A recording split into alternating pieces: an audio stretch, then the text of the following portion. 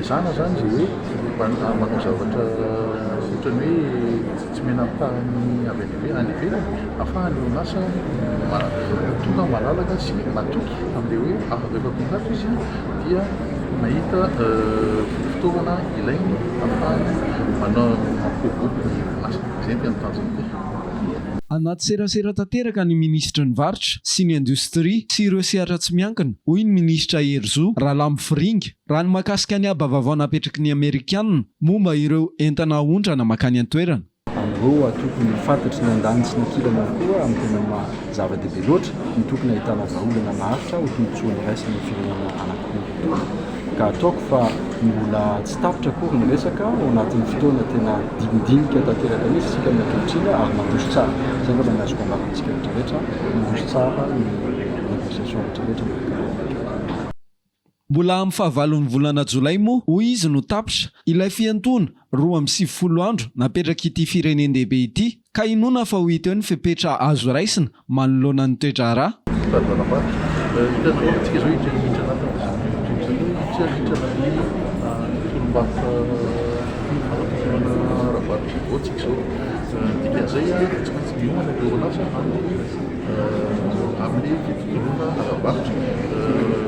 Tsika efa miady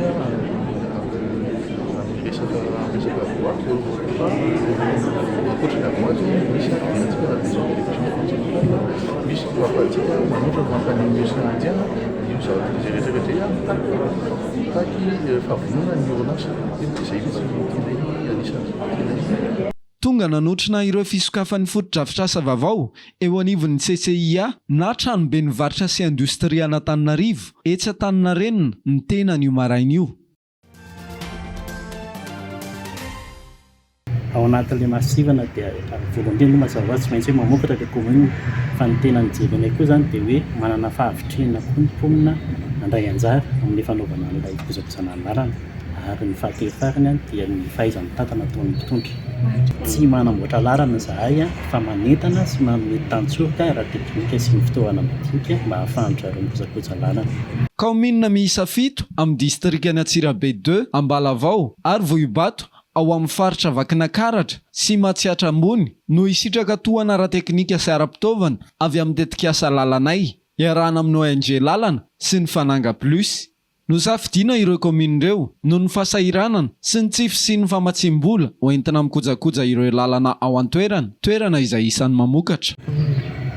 Tena ataon'ny ONG lalana amin'ireo komina ireo dia manome fampiofanana dia manome fitaovana madinika ahafahany komina sy ny fokon'olona ao aminazy mikojakoja ny lalana mba tsy hisy fahatapahana. Ity tetikasa ity zany dia inisiativa ny ONG lalana fatohanana an'ilay programa Fananga Plus.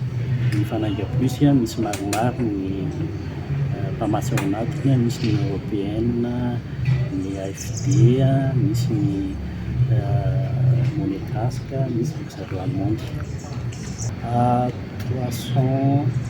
360 000 euro les exactement c'est kitambara dia ny zavatra tena toana dia izay fanaovana formation. Ny rafitra mandrafitra an'izay dia ny fisotena isa-tokotany aloha mazava ho azy dia mifondrona ao anatina fikambanana izy ireo izay miara-miasa akaiky amin'ny commune zany sy ny mpitatitra sy ao anatin'ny fifamezivezena ao anivon'ny commune.